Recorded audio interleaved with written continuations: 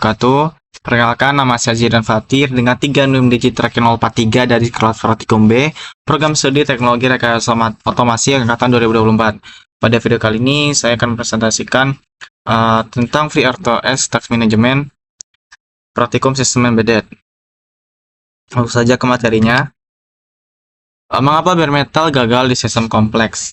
Pendekatan bare metal atau sequential loop seringkali mengalami delay fatal saat menjalankan fungsi berat, karena sistem tidak responsif terhadap interupsi. Sebagai solusinya, FreeRTOS menawarkan preemptive scheduler yang memungkinkan orkestrasi paralel, sehingga respons sistem menjadi deterministik dengan penggunaan memori yang minimal. Dalam FreeRTOS, setiap task bekerja secara independen. Saat kita menjalankan vtask create, sistem mengalokasikan stack dan metadata untuk task tersebut, memungkinkan berjalan seolah-olah memiliki CPU sendiri. Task itu memiliki siklus hidup yang diatur melalui 4 state, yaitu ready, running, block, dan suspend. Scheduler memindahkan task antar state ini berdasarkan prioritas dan event, seperti penggunaan vtask suspend untuk penghentian manual atau vtask delay untuk menempatkan task ke state block. Lanjut ke distribusi CPU dan hierarki penjadwalan. Penjadwalan menentukan keadilan akses CPU. Dalam mode preemptif, task prioritas tinggi akan menginterupsi task rendah. Lalu hati-hati dengan CPU hogging, di mana task tanpa yield atau delay akan menyebabkan starvation atau kelaparan CPU bagi task lain. Selanjutnya ini ada presisi waktu relatif versus absolute. Untuk kebutuhan display kasual, vtask delay cukup karena berbasis delay relatif. Namun, untuk pembacaan sensor yang memerlukan presisi periodik, misal setiap 500 milisekund, wajib menggunakan vtask delay until untuk mencegah akumulasi drift waktu. Lanjut ke kontrol dinamis dan manajemen siklus hidup.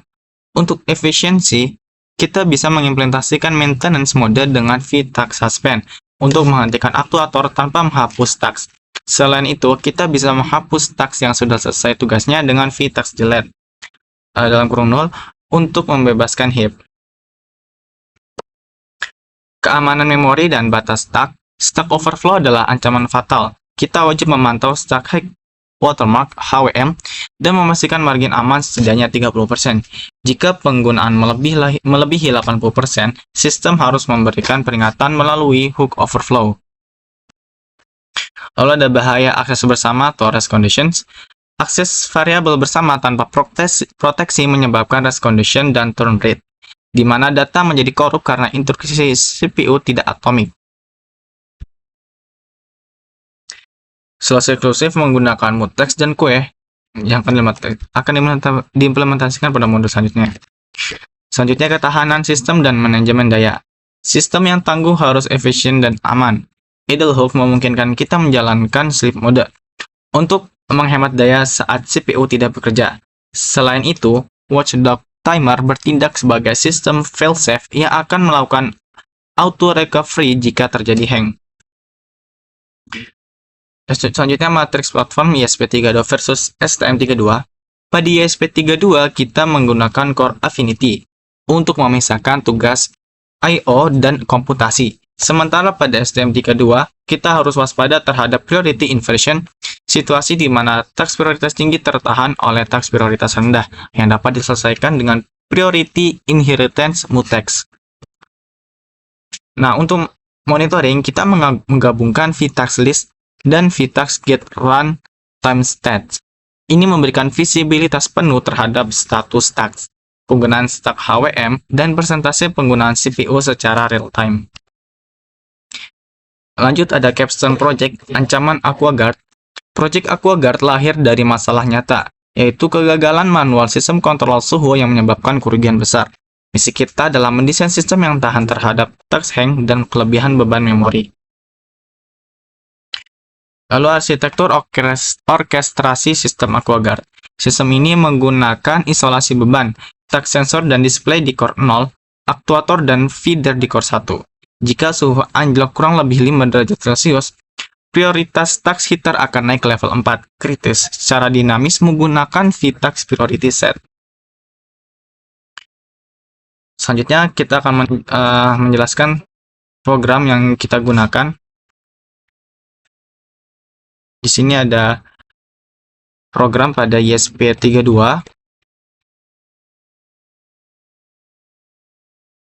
Untuk library di sini kita menggunakan Arduino.h untuk fungsi dasar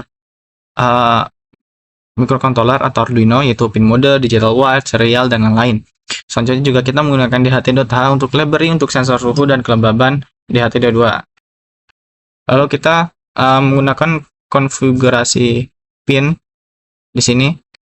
LED pin di GPIO2, sensor DHT di GPIO4, dan tipe sensor DHT tab itu DHT22.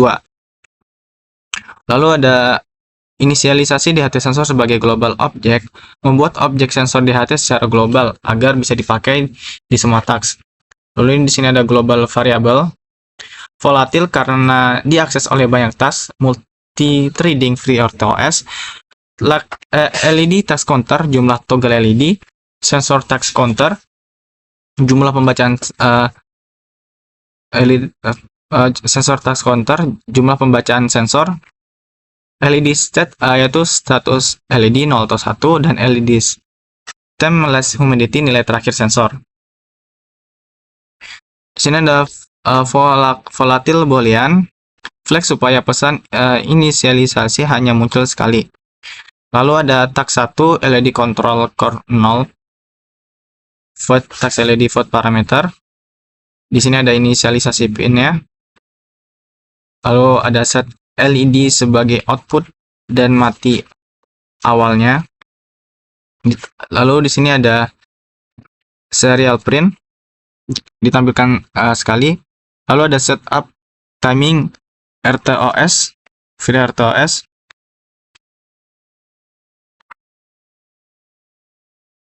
Task berjalan tiap 1 detik atau 1000 milisecond. Lalu di sini ada loop utamanya while 1. Lalu ada toggle LED. LED nyala atau mati tiap 1 detik. Lalu ada print tiap 5 detik. Output dikurangi agar serial tidak berat. Nah, di sini ada delay non-blocking, yaitu V-task delay until. Di sini juga untuk presisi timing atau real time. Nah, di sini ada task 2 itu sensor, pembacaan sensor di core 1. Void task sensor, inisialisasi sensor, tunggu 2 detik supaya sensor stabil. Lalu ada setup timing, baca sensor tiap 2 detik. Nah, di sini ada loop utamanya atau while 1. Di sini ada float humidity dan float temperature, ini untuk membaca sensor dan validasi data. Lalu simpan data ke volatil global.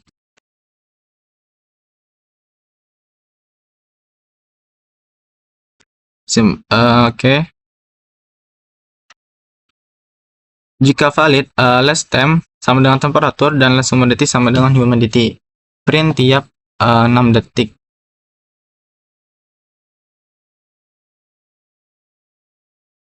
Oke, jika error, akan menjalankan fungsi else,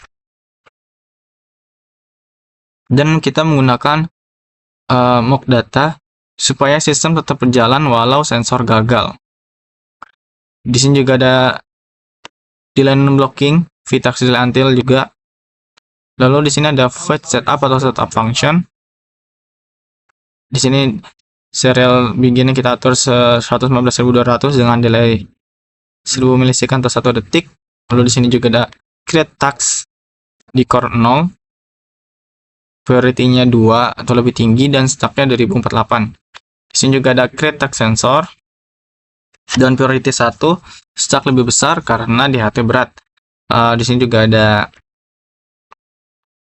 info, yaitu serial print, all task create and running dengan delay 1 detik. Nah, di sini ada loop function atau void loop dan V-task delay selama 15 detik. Nah, ini adalah fungsi untuk print status system. Serial printf menampilkan uptime, jumlah task LED dan sensor, dan data terakhir sensor. Jadi untuk program itu semua di setup dijalankan sekali, serial aktif, task dibuat di 2 core. Lalu task berjalan paralel, core 0 LED tiap 1 detik, core 1 sensor tiap 2 detik. Loop utama hanya monitoring, tidak mengganggu task atau non-blocking.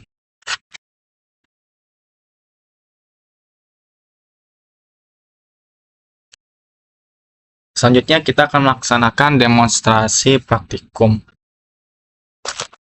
Jadi di sini kita masuk ke percobaan pertama yaitu RTOS untuk SP32. Nah, jadi di sini programnya sudah kita running.